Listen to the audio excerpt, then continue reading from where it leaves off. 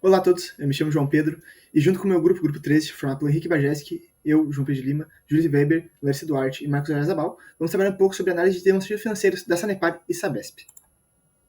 Podemos começar explicando um pouco sobre o que vai ser feito nesse trabalho. Consiste uma introdução, depois uma explicação do setor, das empresas que foram trabalhadas, o demonstrativo financeiros de resultados, a análise vertical e horizontal, os indicadores, a análise final, a conclusão com as suas referências. Então, começando uma pequena introdução, nosso objetivo aqui é analisar e comparar indicadores de demonstrativos financeiros da Sabesp, empresa de saneamento de São Paulo, e a Sanepar, empresa de saneamento de Paraná, onde as duas são as principais companhias de saneamento do Brasil. Nosso contexto setorial é que, basicamente, o setor de saneamento está em constante transformação, sendo impulsionado pelo novo marco legal e pela crescente presença de iniciativa privada desse marco. A importância da análise é que, basicamente, avaliar a saúde financeira dessas empresas é essencial para entender sua capacidade de investimento, crescimento, expansão, geração de valor geral.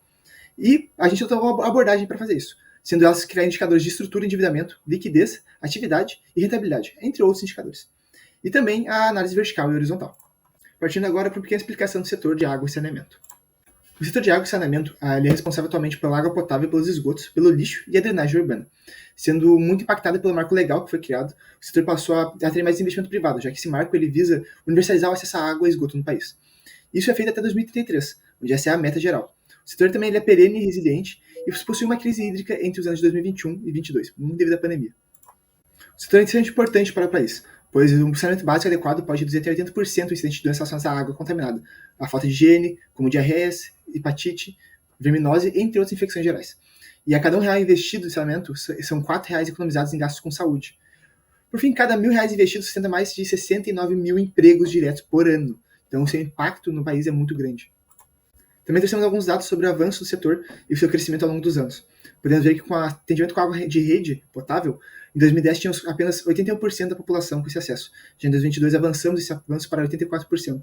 Obviamente é um avanço de apenas 3%, está longe da meta de 99%, mas já é um avanço e demonstra como o setor está crescendo.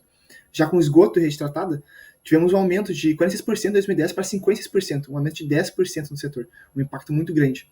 E de esgoto gerado, que foi tratado, em 2010 tinha apenas 37,8%. Já em 2022, aumentou esse número para 52,2%, quase 20% de aumento do esgoto gerado que foi tratado. Como dito antes, o Marco Legal de 2020 estabeleceu algumas metas para 2033, sendo ela de universalizar o acesso à água e esgoto no país, onde 90% da população tem que ter acesso à água potável e 90% acesso à coleta de esgoto. Só que tem alguns desafios, como 39% do volume produzido é desperdiçado, a alta dependência de subsídios públicos em algumas empresas e a diferença nas regras estaduais que dificultam a expansão, pois, devido ao marco legal, cada estado é regionalizado no seu saneamento e tem controle total sobre ele. E, numa paulada, é possível ver que o Paraná e São Paulo são os maiores em ranking de saneamento, sendo os melhores capitais com saneamento no Brasil. O marco legal também estabeleceu uma meta de investimento para o saneamento básico no país, de 893 bilhões, que, caso sejam investidos, terão um ganho de 1,4 trilhões no PIB do país até 2033, um aumento de mais ou menos 2,7% no PIB atual. E também a criação de mais de 1,5 milhões de empregos ao longo de 12 anos. Atualmente o setor não está tão avançado assim, temos apenas 350 bilhões investidos, faltando ainda 516 para ser terminado, e eles devem ser investidos ao longo dos anos de 2023 até 2033. Para realizar isso, teria que ser investido 47 bilhões todo ano, o que é o dobro do que atualmente é investido. Mas o país está resolvendo isso com algumas metas e objetivos, como os 48 projetos que irão ser leiloados nos próximos anos, 105 bilhões de investimento que já são prometidos para os próximos anos, e mais de 34,2 bilhões de pessoas que serão beneficiadas por esses efeitos. Falando um pouco então sobre as empresas, temos primeiramente a Sanepar, que é a Companhia de Saneamento do Paraná. Ela foi fundada em 1963, é uma empresa pública e de porte grande, com faturamento anual em torno de 5 a 10 bilhões de reais. Falando um pouco da composição acionária da Sanepar, temos que o Estado do Paraná corresponde a 60% do capital votante, ou seja, ela é considerada uma empresa pública. Porém, ela também está aberta para capital dos acionistas, correspondendo a um total de 80%, enquanto o Estado do Paraná, cerca de 20%. Aqui conseguimos ver a cadeia de valor da Sanepar, onde o ciclo de negócio dela inclui água, esgoto, suprimentos e comercial, além de valores estratégicos e valores compartilhados. Isso acaba gerando valor para as partes interessadas. E os seus índices de atendimento são 100% de atendimento com rede de água, 99% de conformidade da água distribuída, 81,44% da cobertura com rede de esgoto, 100% do esgoto coletado é tratado. Considerando os dados citados no slide anterior, conseguimos ver que regiões a Sanepar atua no estado do Paraná. No total, são 399 municípios de todo o estado. Partindo agora para a parte de investimento da Sanepar, temos que em 2023 e 2024 ela investiu cerca de 1,9 bilhões de reais em cada um desses 2 anos. Além disso, a perspectiva futura até 2029 é que ela invista 2,3 bilhões de reais por ano, representando um aumento de 54%. A segunda empresa é a Sabesp, Companhia de Saneamento Básico do Estado de São Paulo, fundada em 1973 e atualmente uma empresa privada. A privatização aconteceu no ano de 2024. Além disso, a empresa é de porte grande, cerca de 2 vezes maior do que a empresa anterior. Além disso, tem um faturamento anual de 20 bilhões a 50 bilhões de reais por ano. A composição acionária da Sabesp após a privatização corresponde a 57% de investidores, 18% do governo de São Paulo, 15% da Equatorial e 10% da NYSI. A Sabesp atende a aproximadamente 375 municípios, cerca de 58% do estado de São Paulo e 68% da população urbana.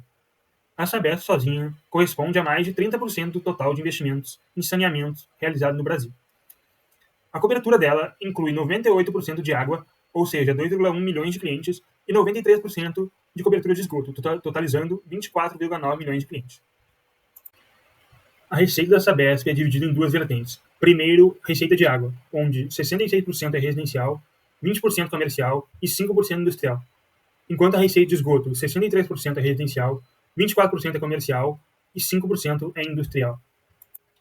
E, por fim, os investimentos da Sabesp para os próximos 5 anos são de aproximadamente 12 bilhões de reais em cada um dos anos, enquanto as metas para 2028, seus índices de cobertura tendem a se aproximar de 100%, tanto de água como de esgoto. Agora falaremos sobre os demonstrativos financeiros de forma resumida. É importante frisar que o detalhamento dos demonstrativos está feito nas abas de análise vertical, horizontal e final. No DRE da Sanepar, destacamos as principais contas nos 5 anos analisados. Destacamos itens como receita operacional líquida, resultado bruto, resultado operacional e o lucro final. Já para o balanço patrimonial da Sanepar, destacamos as principais contas do ativo, as principais contas do passivo e o patrimônio líquido.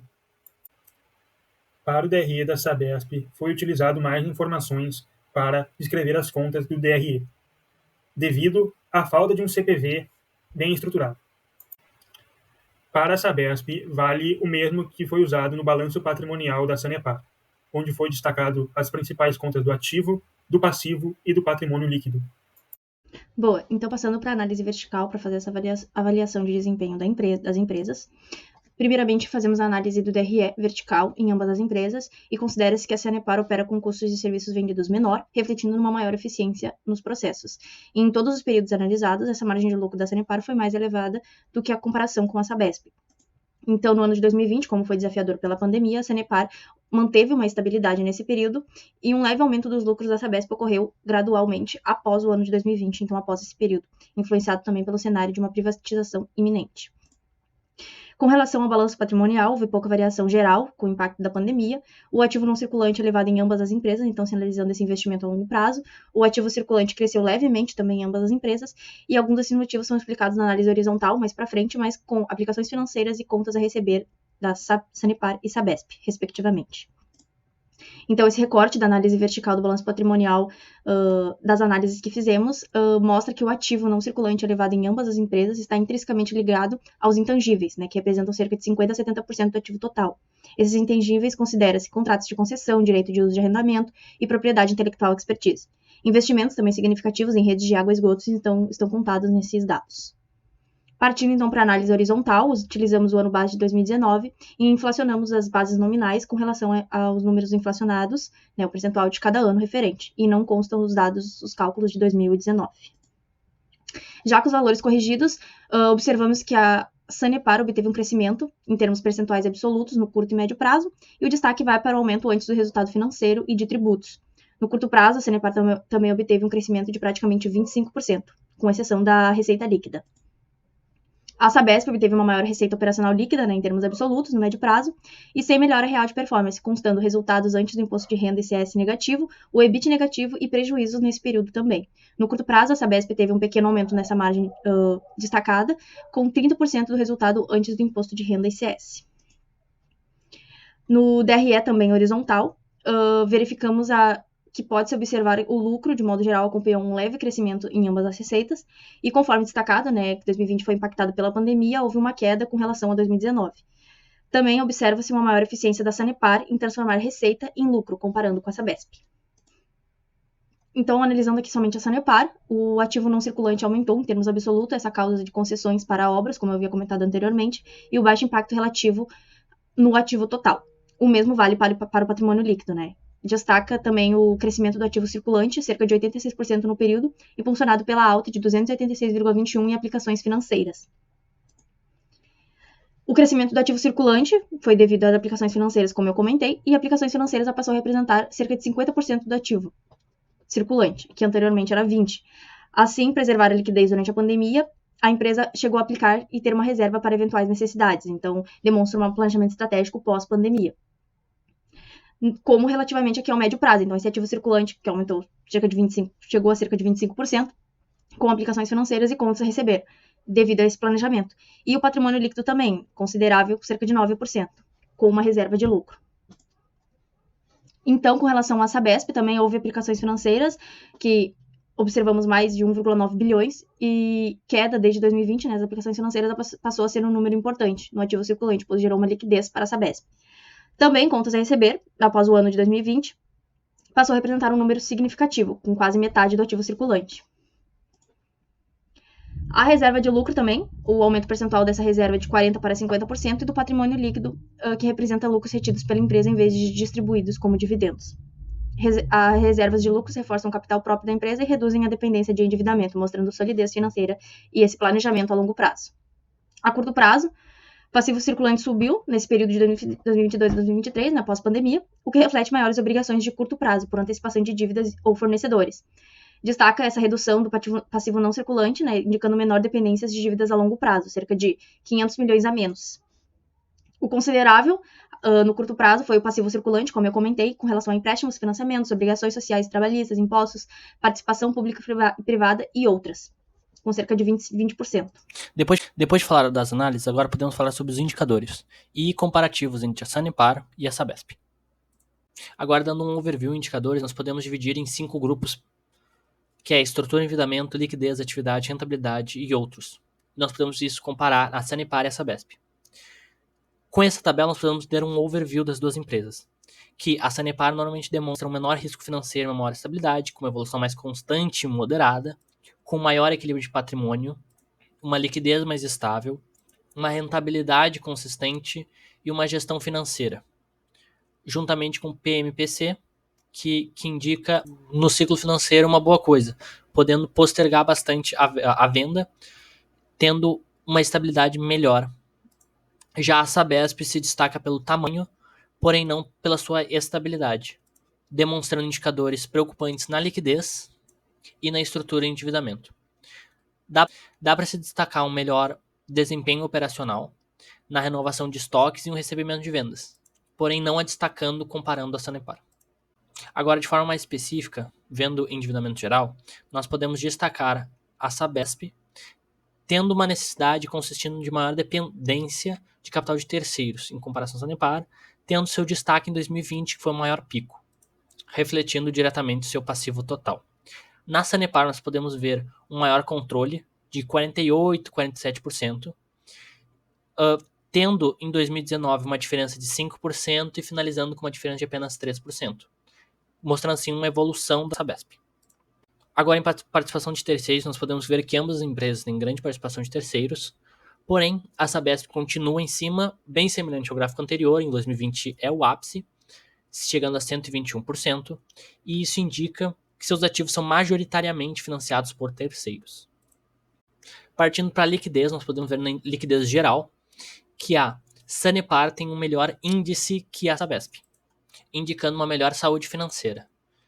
E isso se dá pelo baixo valor de ativo realizado a longo prazo da Sabesp. Partindo para a liquidez comum e seca, por ambas as empresas trabalharem com baixo estoque, ambos os gráficos são bem semelhantes. Nós podemos destacar a Sanepar, que continua no melhor índice, justamente indicando uma melhor condição de pagar os devedores com muito mais facilidade e com muito menos problema à medida de algum problema que possa vir a acontecer. E nós podemos ver que 2021 começam a decrescer. No caso da Sanepar continua, até em 2023 dá uma decrescida. Em liquidez imediata, O jogo começa diferente, com a Sanepar abaixo da Sabesp, porém isso logo muda e inverte em 2021. Porém, nesse gráfico dá para ver que a Sabesp decai muito, chegando a quase que a metade de 2020, indicando uma pouca capacidade de cumprir obrigações a curto prazo. Em atividade, nós podemos ver o ciclo operacional a Sanepar acima, e no ciclo financeiro, a Sanepar só alcança a Sabesp em 2023, no nosso gráfico. Na margem bruta, a Sanepar também se destaca, tendo em 2023, no último ano analisado, mais de 20% de diferença. Com isso, a Sabesp teve margens menores e mais voláteis, com uma queda em 2021 e uma leve recuperação posteriormente. Na margem operacional, a Sanepar também ficou acima, com alguns números meio voláteis, mas todos acima de 30%, sendo um bom indicador. Já a Sabesp, com o mesmo esquema, 2021 decresceu e vem se recuperando. Na margem líquida, nós podemos ver também, a Sanepar se mantém acima de 20%, sendo um bom indicador, e a Sabesp teve um decréscimo em 2020, podendo indicar pandemia e outras condições jurídicas que foram modificadas. Sobre o ROI, a Sanepar também se destaca, porém com um final muito semelhante entre as duas, tendo 2022 com apenas 2% de diferença. Isso indica uma melhor conversão de receita em lucro líquido e controle das despesas, que isso pode refletir ineficiências estruturais e pressão de custos.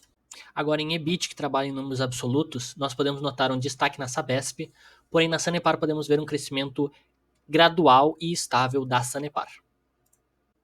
E no EBIT, o gráfico se torna bem semelhante ao EBIT, sendo as mesmas particularidades.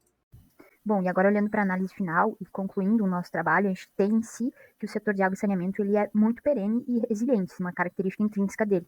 Então, os principais pontos que afetaram, de fato, a análise foi a crise hídrica, né, principalmente nos anos 2021 e 2022. Nesse mesmo período, a gente também teve um novo marco regulatório. E, de modo geral, a gente vê que a Sabesp, ela trabalha com maiores volumes, só que, em comparação com a Sanepar, ela tem uma eficiência operacional pior. Dito isso, então, a gente percebe que a Sanepar ela aposta numa estratégia bem mais conservadora, priorizando a estabilidade e a sustentabilidade financeira. E isso vai proporcionar uma segurança patrimonial muito maior. Em contraponto, a Sabesp, embora ela seja financeiramente forte, ela opera com uma maior alavancagem. E isso, querendo ou não, vai aumentar os riscos em cenários adversos. Também a gente tem que a Sabesp, ela se destaca por ter um maior porte e capacidade operacional, então os números absolutos vão ser superiores, como por exemplo na geração de receita e no potencial de crescimento. Então, concluindo, a gente teve vários aprendizados desse trabalho, e destacando aqui os principais, a gente pôde compreender um pouco mais a importância do balanço patrimonial e do DRE dentro das organizações. Também a gente pôde observar como as estratégias do negócio elas são refletidas dentro desses demonstrativos. A gente também entendeu um pouco mais sobre a importância dos indicadores e como eles fornecem subsídio para a tomada de decisão em relação a investimentos empresariais. A gente também entendeu como as oscilações e condições internas elas acabam influenciando e muitas vezes determinando o que vai acontecer dentro das empresas. Essas são as nossas referências e muito obrigada.